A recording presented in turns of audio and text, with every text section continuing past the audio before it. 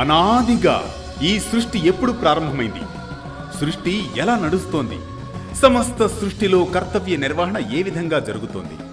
బ్రహ్మ విష్ణువు మధ్య అసలేం జరిగింది?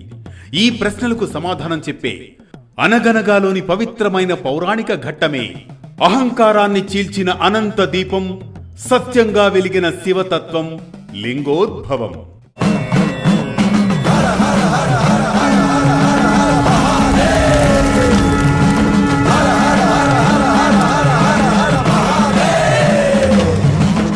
అనగనగా అది సృష్టి ఆరంభ సమయం. ఎటు చూసినా శూన్యం. ఒక్కసారి ఊహించుకోండి, కాలానికి కూడా ఆది లేని ఒక అవస్థ. ఆ సమయంలో పంచభూతాలైన భూమి లేదు, జలం లేదు, అగ్ని లేదు, వాయువు లేదు, ఆకాశం లేదు. అంతా ఒక మహాశూన్యం. కానీ ఆ శూన్యంలో ఒక మహా చైతన్యం, అదే పరమేశ్వర తత్వం, శివోహం. ఆ పరమతత్వం నుండి మొదటగా వెలువడింది మూల ప్రకృతి.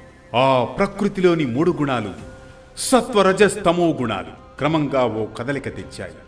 ఆ క్షణాన ఆవిర్భవించాయి పంచభూతాలు, దిశలు, కాలం, తత్వం.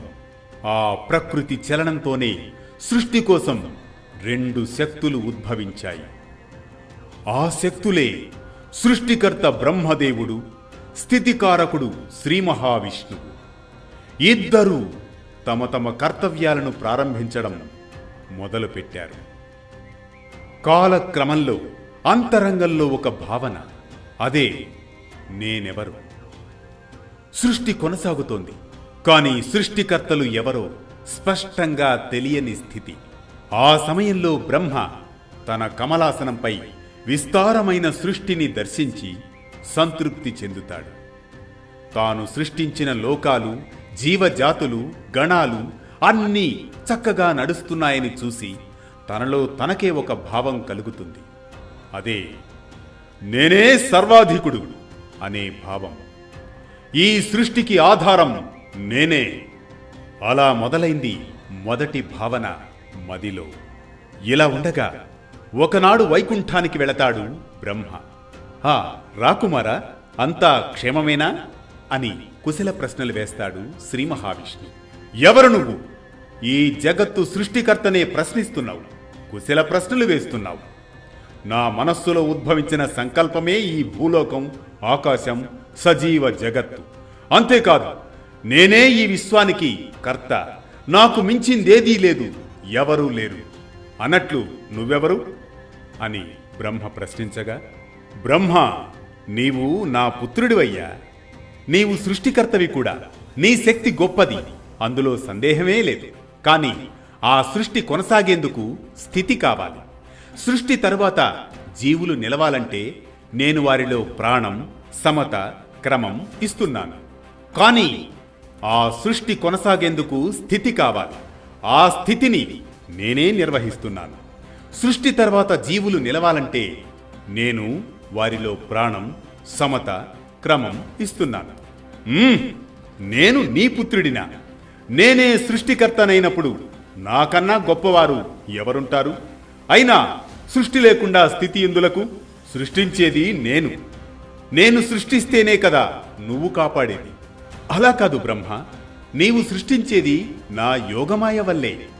నా శక్తి లేకుండా నీవు ఏ సంకల్పమూ చేయలేవు. సృష్టి నా వలన ఉద్భవించింది, నీవు కేవలం సాధనా మాత్రుడివి.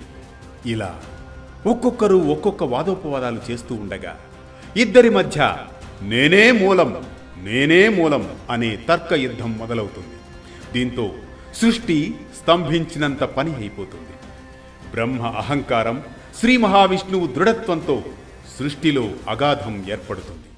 అలా వాడి వేడిగా సాగుతున్న ఇద్దరి వాద ప్రతివాదాల సమయంలో ఈ సమస్త విశ్వాన్ని నిండిపోయే ఒక అనంత తేజో స్తంభం, అగ్ని జ్యోతి ఆకాశాన్ని చీల్చుకుంటూ ప్రత్యక్షమవుతుంది.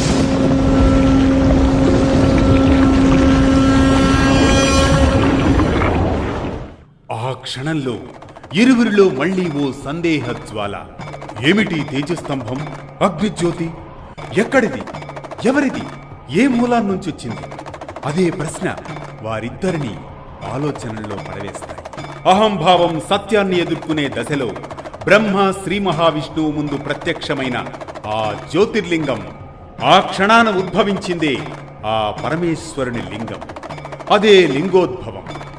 అహంభావం సత్యాన్ని ఎదుర్కొనే దశలో మళ్ళీ ఇరువురి మధ్య సంభాషణ మొదలైంది. ఆ తర్వాత ఏం జరిగింది? అనంత జ్యోతి పరీక్షలో ఎవరు సత్యాన్ని గ్రహించారు? రేపటి వరకు కొనసాగుతూనే ఉండండి వేటు న్యూస్తో.